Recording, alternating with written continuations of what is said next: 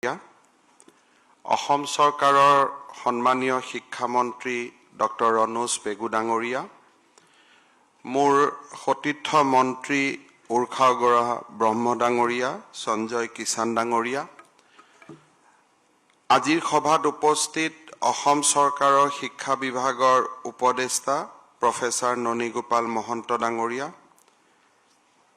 বিশ্ববিদ্যালয় অনুদান আয়োগৰ অধ্যক্ষ প্ৰফেচাৰ ডিপি সিং ডাঙৰীয়া, চৌধুৰী চৰণ ইউনিভাৰ্চিটি উপাচাৰ্য প্ৰফেচাৰ নৰেন্দ্ৰ কুমাৰ তানেজা ডাঙৰীয়া, শংকৰদেৱ এডুকেশ্যন এণ্ড ৰিচাৰ্চ ফাউণ্ডেশ্যনৰ সভাপতি ডক্টৰ ৰমানন্দ দাস ডাঙৰীয়া, সম্পাদক অম্লানদীপ দাস ডাঙৰীয়া, অসম চৰকাৰৰ শিক্ষা বিভাগৰ প্ৰধান সচিব বি কল্যাণ চক্ৰৱৰ্তী ডাঙৰীয়া, আজিৰ সভাত উপস্থিত উত্তৰ পূব আৰু অসমৰ বিভিন্ন বিশ্ববিদ্যালয়ৰ উপাচাৰ্যসকল, বিভিন্ন মহাবিদ্যালয়ৰ অধ্যক্ষসকল, অধ্যাপক অধ্যাপিকাসকল আৰু ছাত্ৰ ছাত্ৰী বন্ধু বান্ধৱীসকল। First of all, I'd like to welcome our esteemed colleagues from all the northeastern states for this academic conclave. I am sure that the day-long deliberation on new education policy will create a new enthusiasm around the policy and also provide us with a implementable roadmap. প্ৰাচীন ভাৰতীয় শিক্ষা সম্পৰ্কে সততে উচ্চাৰণ কৰা এষাৰ বাক্য হ'ল বিদ্যাধন সৰ্বধনাং প্ৰধানম। জীৱনত আগবাঢ়িবলৈ যিকোনো লক্ষ্যত উপনীত হ'বলৈ শিক্ষাই হৈছে আমাৰ পৰম সম্পদ। Education is the supreme wealth among all kinds of wealth. Education is the driving force of human life. Without education, no human being can be completely self-sufficient. This reminds me of a quote by Dr. Sarvapalli Radhakrishnan, who said, "The end product of education should be a free, creative man who can battle against historical circumstances and adversities of nature." প্ৰাচীন ভাৰতীয় শিক্ষা পৰম্পৰাৰ ওপৰত আৰু অসমৰ শিক্ষা পৰম্পৰাৰ ওপৰত প্ৰফেচাৰ তানেজাই আমাৰ মাজত উল্লেখ কৰিছে। সভ্যতা আমি সকলোৱে গৌৰৱ কৰোঁ যে ভাৰতৰ সভ্যতা আৰু সংস্কৃতি আজি 5000 বছৰ পুৰণা, 6000 বছৰ পুৰণা। সভ্যতা বিশ্বত কেইবাটাও আছিলে, গ্ৰীক সভ্যতা, ৰোমান সভ্যতা, বহুবোৰ সভ্যতাৰ পৃষ্ঠভূমি এই পৃথিৱী আছিলে আৰু বহু সভ্যতাই প্ৰাণ পাই উঠিছিলে পৃথিৱীত। কালৰ সোঁতত বহু সভ্যতা লোভ হৈ গ'ল, কিন্তু ভাৰতৰ সভ্যতা, যাক আমি সনাতন সভ্যতা বুলি কওঁ, হিন্দু সভ্যতা বুলি কওঁ, ভাৰতীয় সভ্যতা বুলি কওঁ, সেই সভ্যতা আজি হাজাৰ হাজাৰ বছৰ ধৰি বৈ আছে, প্ৰবাহমান গতিৰে এই সভ্যতা বৈ আছে। ইয়াত নতুন নতুন উপাদান আহিছে, বিভিন্ন সময়ত বিভিন্ন ধৰ্ম, বিভিন্ন সভ্যতা, বিভিন্ন সংস্কৃতিৰ লগত আমাৰ পৰিচয় হৈছে, এনকাউণ্টাৰ হৈছে, এছিমিলেশ্যন হৈছে, কিন্তু সভ্যতাৰ বুৱতী সুঁতিটো ইয়াৰ বেছিক টিনেন্স আৰু প্ৰিন্সিপলবিলাকক অৱক্ষয় হ'ব নিদিয়াকৈ চলি আছে। ইয়াৰ কাৰণ কি? ইয়াৰ যদি কাৰণ আমি ফহিয়াই চাব যাওঁ, মই খুব সাধাৰণভাৱে দেখা পাওঁ যে কোনোবা সভ্যতা সংস্কৃতিৰ যদি আৰম্ভণি কোনোবা ৰজাৰ দৰবাৰৰ পৰা হৈছিল, কোনোবা যুদ্ধৰ পৰা হৈছিল, কোনোবা কনফ্লিক্টৰ পৰা হৈছিল, ভাৰতৰ সভ্যতা সংস্কৃতি আৰম্ভ হৈছিল জ্ঞান আৰু প্ৰজ্ঞাৰ অন্বেষণেৰে আমি যদি উভতি যাওঁ আমি যদি সত্য দাপৰ তেতা কলি এই ধৰণে যদি আমাৰ সভ্যতাক বিভিন্ন যুগেৰে যদি আমি বিভক্ত কৰোঁ তেতিয়ালে আমি দেখা পাওঁ যে আমাৰ সভ্যতাৰ পৃষ্ঠভূমি আছিলে বনত আমাৰ সভ্যতাৰ পৃষ্ঠভূমি আছিলে গুৰুকুলত আৰু গুৰু আৰু শিষ্যৰ জ্ঞানৰ আলোচনাৰ মাজেৰে আমাৰ সভ্যতা সংস্কৃতি আগবাঢ়িছিল আন সভ্যতা সংস্কৃতিৰ লগত আমাৰ পাৰ্থক্য আছিলে যে আমাৰ আৰম্ভণি কোনোবা ভূমিৰ অধিকাৰৰ বাবে নহয় আমাৰ আৰম্ভণি কোনোবা ব্যক্তিৰ বিজয়ৰ বাবে নহয় আমাৰ আৰম্ভণি আছিলে জ্ঞান আৰু প্ৰজ্ঞাৰ অন্বেষণৰ বাবে আৰু তাৰ কাৰণে প্ৰত্যাহ্বান আহিছে সংঘাত আহিছে আমাৰ মাজত চ্যালেঞ্জেস আহিছে but in spite of all this আমি আগবাঢ়ি গৈ আছো এটা বুৱতী খুঁটিৰ দৰে আৰু আজি বিশ্বৰ প্ৰাচীনতম সভ্যতা হিচাপে ভাৰতীয় সভ্যতা আগবাঢ়িছে আৰু মই বিশ্বাস কৰোঁ যে অনন্ত কাললৈ পৃথিৱী যিমান দিনলৈ থাকিব সিমান দিনলৈ ভাৰতৰ সভ্যতা সংস্কৃতিৰ বুৱতী খুঁটি চলি থাকিব কাৰণ আমাৰ ফাউণ্ডেশ্যন আছে জ্ঞান আৰু প্ৰজ্ঞাৰ সাধনাৰ ওপৰত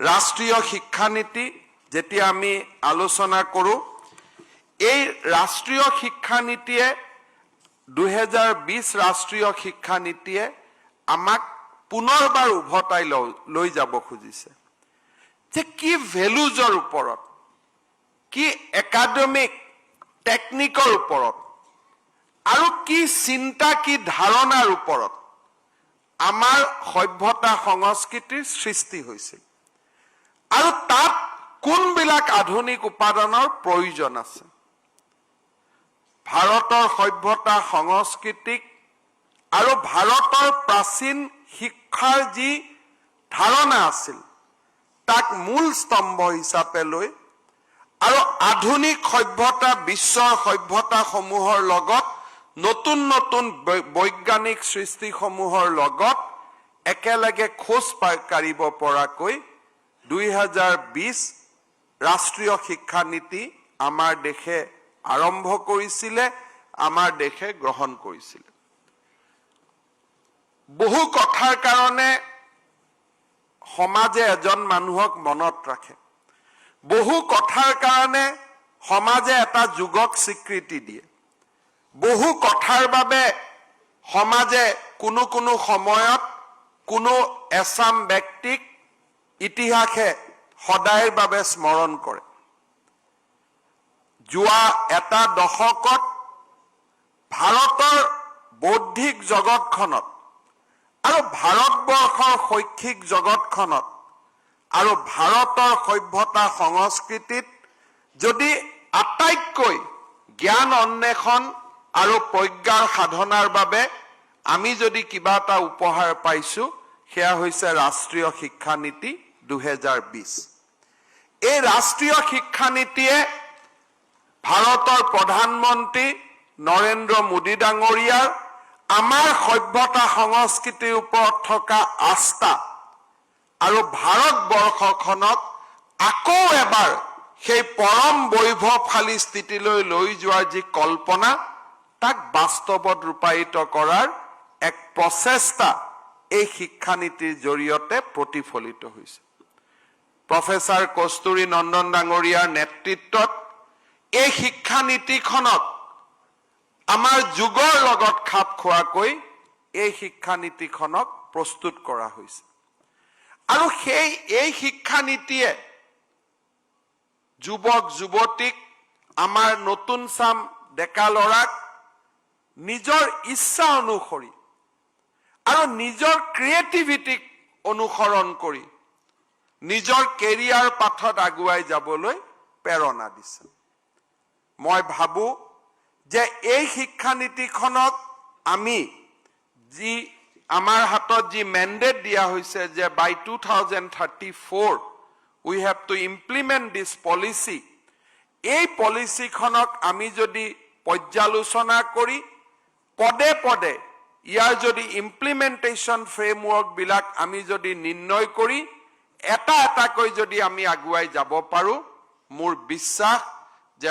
ভাৰতবৰ্ষখনৰ আকৌ এবাৰ আমি উজলি উঠিম জ্ঞান আৰু প্ৰজ্ঞাৰ সাধনাৰে ভাৰতবৰ্ষখনে আকৌ এবাৰ বিশ্বক নেতৃত্ব দিব আৰম্ভ কৰিব মই আজিৰ এই সভাত ভাৰতৰ শিক্ষামন্ত্ৰী ধৰ্মেন্দ্ৰ প্ৰধান ডাঙৰীয়াক আদৰণি জনাইছো আৰু মই ভাবো যে তেখেতৰ যোগ্য মাৰ্গদৰ্শনত আমি ৰাষ্ট্ৰীয় শিক্ষা নীতি ৰূপায়ণৰ বাবে অসম আৰু উত্তৰ পূৰ্বেও আমি নিৰন্তৰ গতিত আগবাঢ়িব পাৰিম When we speak about national education policy and its implementation, we have bigger challenges.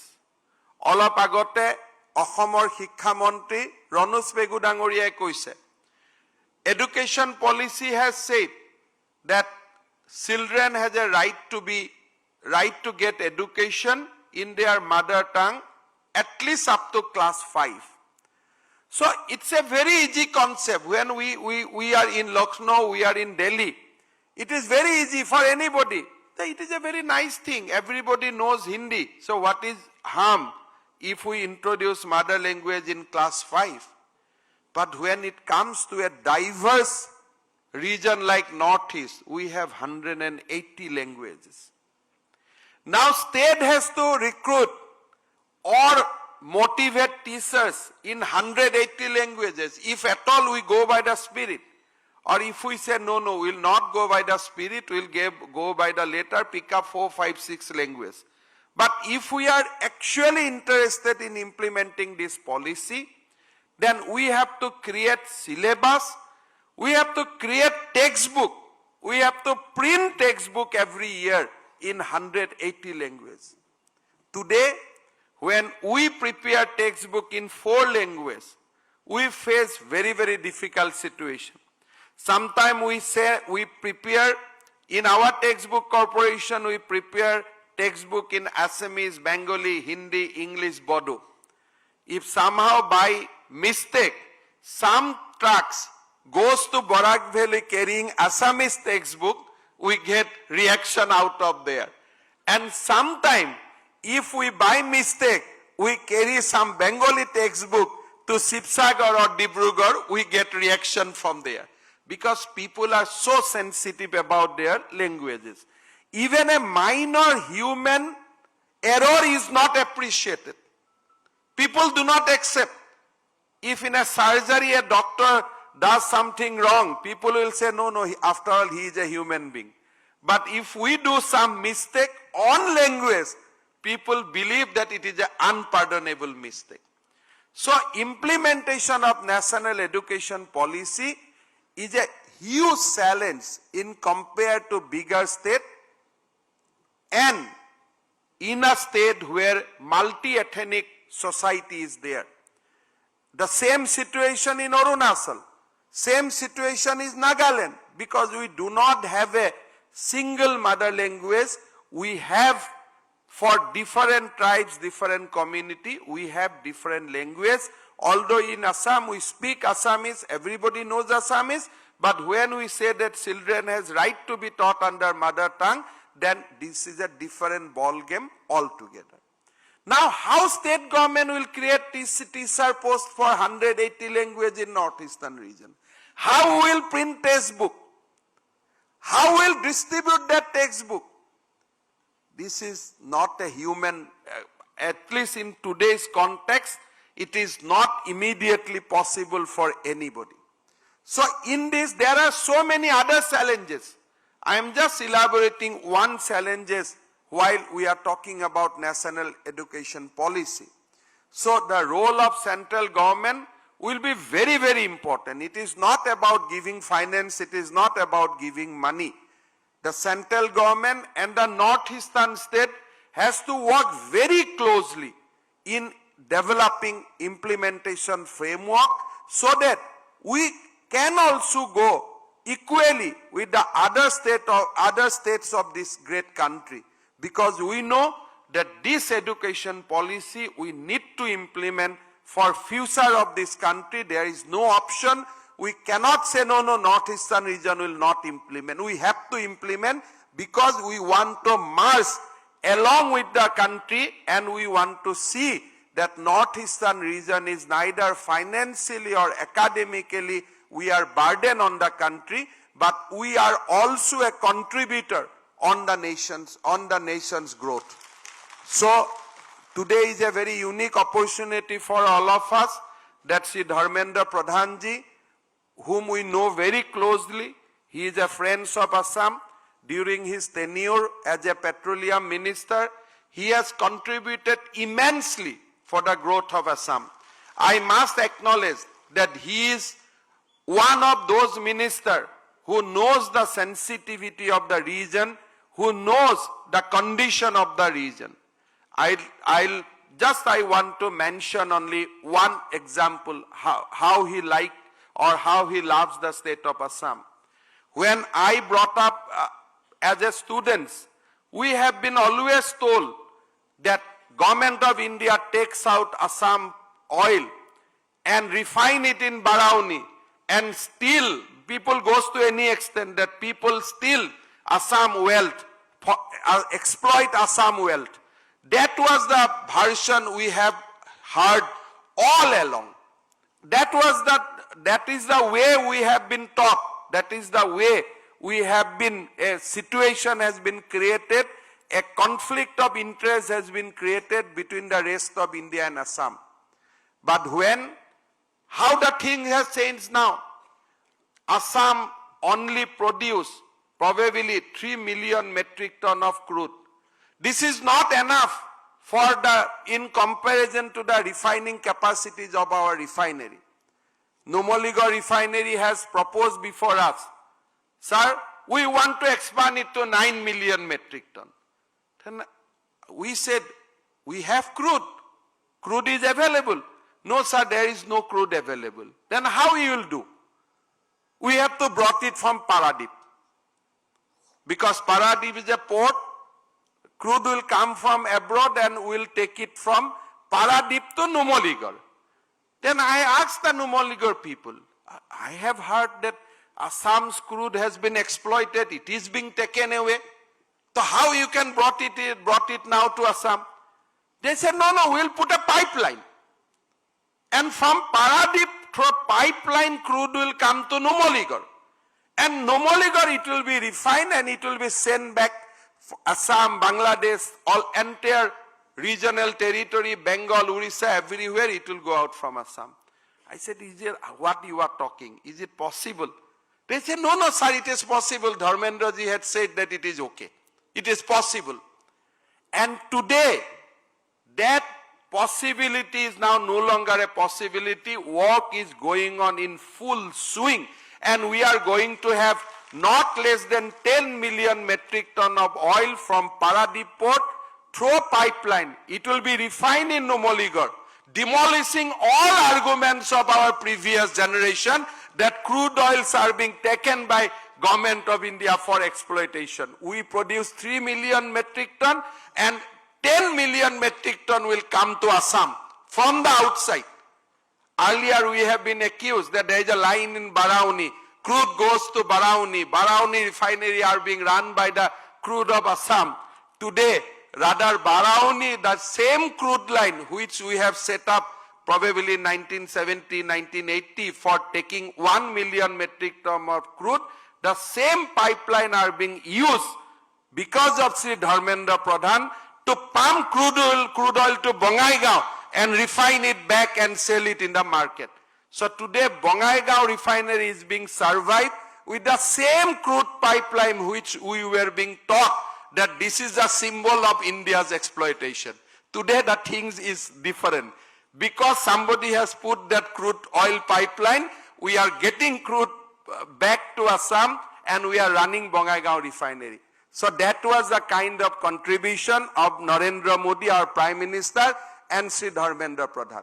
When he takes up the Department of Union Human Resource Development, or now it is Education.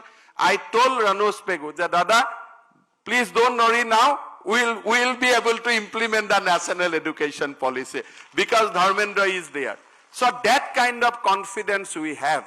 But while saying so, we all know there are challenges, there are unique challenges before us, and convincing Government of India and other system that look, there is 180 languages in Northeastern region. So people will say, give the list. How this language has happened? Is it new or it is there from beginning? So many questions will be put, and one person has to fight and one person has to facilitate all these things. And I am sure that during the Dharmendra's tenure, we will be able to get lot of support to implement this policy, because I don't want that Northeastern region should lag behind in implementation of this policy. Because this policy, if we can taught our children on this policy, then people will be imbibed with the spirit of nationalism.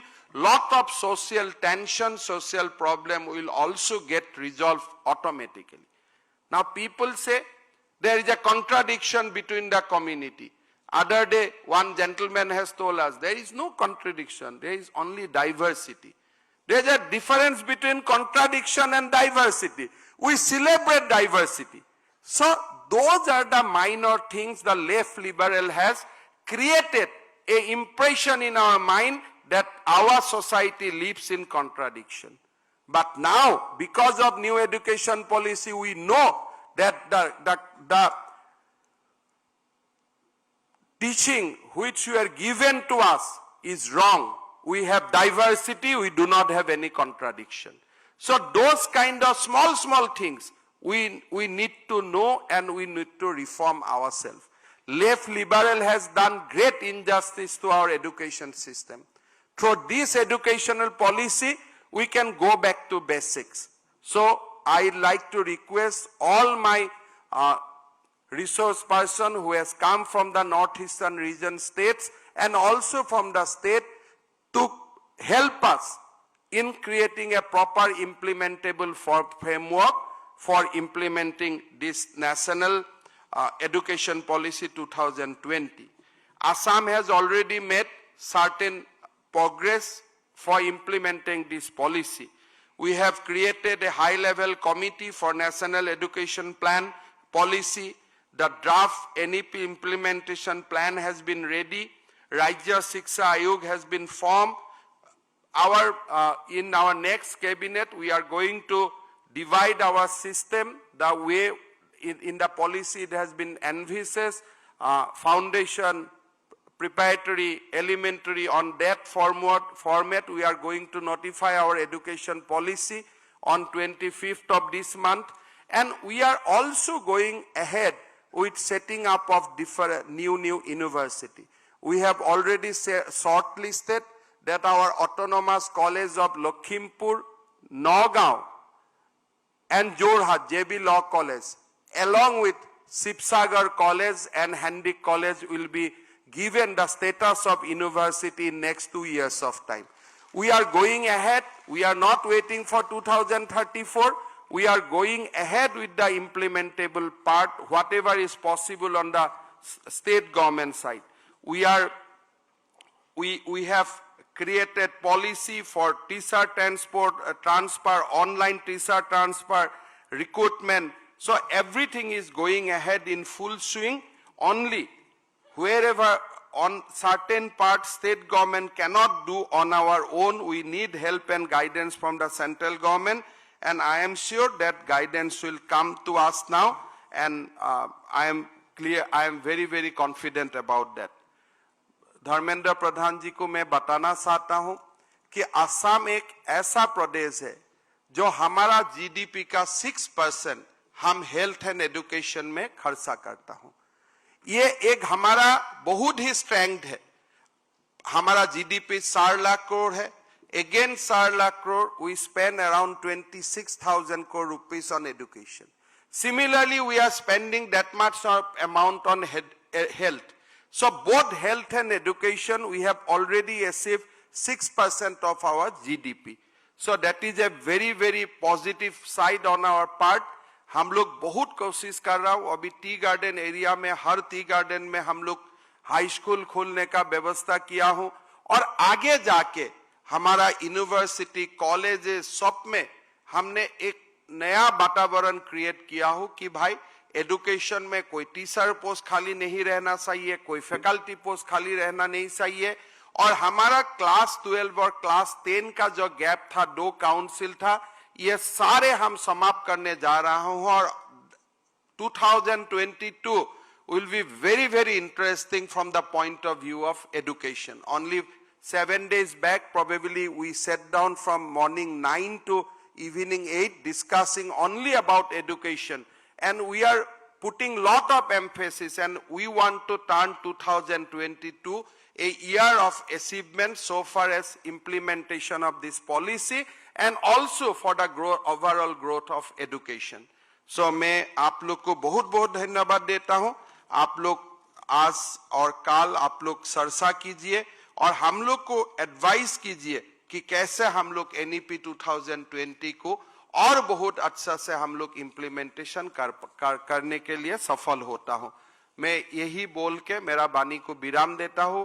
मैं पुनर्बार प्रधान डांगरियाक धन्यवाद जनाई অসমৰ শিক্ষা বিভাগ আৰু Sankardev education and research foundation যাৰ সহযোগত আজি আমি এই অনুষ্ঠানটো পৰিচালনা কৰিছো, তেখেতসকলক মোৰ ধন্যবাদ আৰু কৃতজ্ঞতা জনাই মই মোৰ বক্তব্যৰ সামৰণি মাৰিছো। ধন্যবাদ।